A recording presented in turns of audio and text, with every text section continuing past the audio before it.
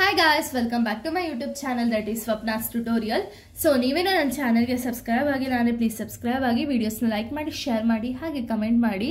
So ಇವತ್ತು ನಾನು ಮಾಡ್ತಿರೋ ಸಬ್ಜೆಕ್ಟ್ ಯಾವುದು ಅಂದರೆ ಫಸ್ಟ್ ಸೆಮ್ BComನ ಮಾಡರ್ನ್ ಮಾರ್ಕೆಟಿಂಗ್ ಅನ್ನೋ ಒಂದು ಸಬ್ಜೆಕ್ಟ್ನ ಎಕ್ಸ್ಪ್ಲೈನ್ ಮಾಡ್ತಿದ್ದೀನಿ.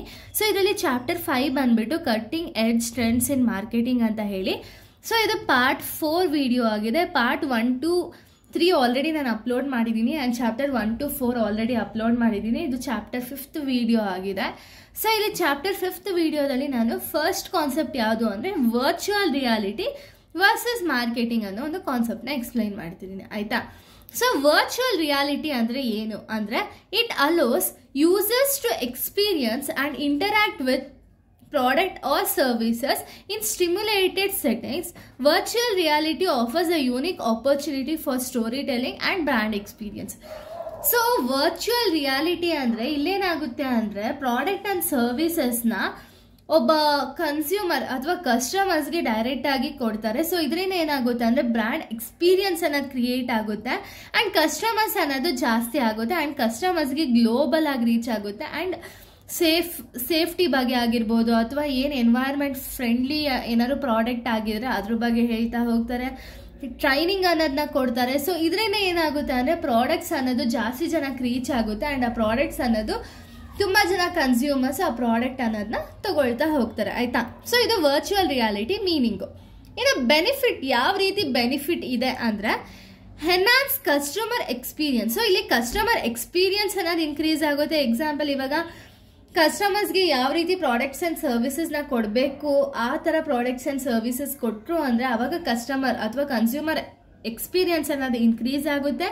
Next innovative brand experience. So innovative ಆಗಿ ಬ್ರ್ಯಾಂಡ್ ಎಕ್ಸ್ಪೀರಿಯನ್ಸ್ ಅನ್ನೋದಾಗುತ್ತೆ. ಸೊ ಈ ಒಂದು ಬ್ರ್ಯಾಂಡ್ ಎಕ್ಸ್ಪೀರಿಯನ್ಸ್ ಆಗೋದ್ರಿಂದ ಪ್ರಾಡಕ್ಟ್ಗೆ ಒಳ್ಳೆ ಬ್ರ್ಯಾಂಡ್ ನೇಮ್ ಅನ್ನೋದು ಫಿಕ್ಸ್ ಆಗುತ್ತೆ. ಸೊ ಇದರಿಂದ ಏನಾಗುತ್ತೆ ಅಂದರೆ ತುಂಬ ಜನ ಆ ಪ್ರಾಡಕ್ಟ್ ಬಗ್ಗೆ ಅಥವಾ ಆ ಬ್ರ್ಯಾಂಡ್ ನೇಮ್ನ ಯೂಸ್ ಮಾಡಿಕೊಂಡೆ ತುಂಬ ಜನ ಪ್ರಾಡಕ್ಟ್ಸ್ ಅನ್ನೋದನ್ನ ಪರ್ಚೇಸ್ ಮಾಡ್ತಾ ಹೋಗ್ತಾರೆ.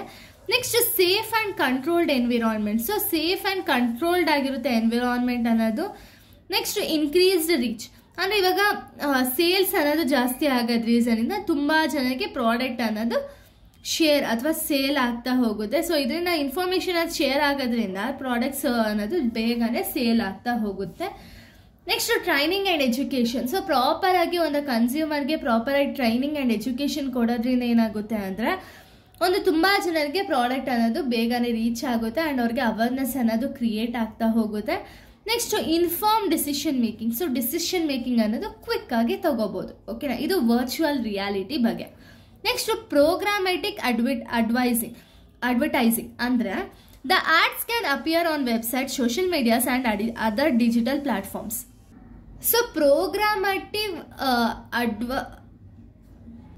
ಅಡ್ವರ್ಟೈಸಿಂಗ್ ಅಂದರೆ ಏನು ಅಂದರೆ ಇವಾಗ ನೀವೇನೋ ಒಂದು ಸೋಷಿಯಲ್ ಮೀಡಿಯಾಸ್ ನೋಡ್ತಿರ್ತೀರಾ ಅಂದ್ಕೊಳ್ಳಿ. ಎಕ್ಸಾಂಪಲ್ ಯೂಟ್ಯೂಬ್ ಆಗಿರ್ಬೋದು, ಇನ್ಸ್ಟಾಗ್ರಾಮ್ ಆಗಿರ್ಬೋದು, ಫೇಸ್ಬುಕ್ ಆಗಿರ್ಬೋದು. ಸೊ ಆ ಒಂದು ವೆಬ್ಸೈಟ್ಸಲ್ಲೆಲ್ಲ ಏನಾಗುತ್ತೆ ಅಂದರೆ ಆ್ಯಡ್ಸ್ಗಳಾಗಿರ್ಬೋದು ಅಥವಾ ಏನಾದ್ರು ಒಂದು ಆ್ಯಡ್ಸ್ಗಳು ಬರ್ತಿರುತ್ತಲ್ಲ, ಯಾವುದೋ ಒಂದು ಬ್ರ್ಯಾಂಡ್ನ ತಗೊಳ್ಳಿ ಹಾಗೆ ಹೀಗೆ ಅಂತ ಎಲ್ಲ ಆ್ಯಡ್ಸ್ ಬರ್ತಿರುತ್ತಲ್ಲ, ಅದನ್ನು ನಾವು ಪ್ರೋಗ್ರಾಮ್ಯಾಟಿಕ್ ಅಡ್ವರ್ಟೈಸಿಂಗ್ ಅಂತ ಹೇಳಿ ಕರಿತೀವಿ. ಸೊ ಈ ಒಂದು ಪ್ರೋಗ್ರಾಮ್ಯಾಟಿಕ್ ಅಡ್ವರ್ಟೈಸ್ಮೆಂಟಿಂದ ಅಥವಾ ಅಡ್ವರ್ಟೈಸಿಂಗಿಂದ ಏನೇನೆಲ್ಲ ಬೆನಿಫಿಟ್ಸ್ ಆಗುತ್ತೆ ಅಂದರೆ ಬೆನಿಫಿಟ್ಸ್ನ ನೋಡೋದಾದರೆ ಎಫಿಷಿಯನ್ಸಿ. ಸೊ ಎಫಿಷಿಯನ್ಸಿ ಅನ್ನೋದು ಪ್ರಾಪರ್ ಆಗಿರುತ್ತೆ. ಸೊ ಪ್ರಾಡಕ್ಟ್ ಬಗ್ಗೆ ಡೀಟೇಲ್ಸ್ನ ಕೊಡೋದ್ರಿಂದ ಎಫಿಷಿಯನ್ಸಿ ಅನ್ನೋದಿರುತ್ತೆ. ನೆಕ್ಸ್ಟ್ ರಿಯಲ್ ಟೈಮ್ ಆಪ್ಟಿಮೈಸೇಷನ್ ಅನ್ನೋದು ಕ್ರಿಯೇಟ್ ಆಗುತ್ತೆ.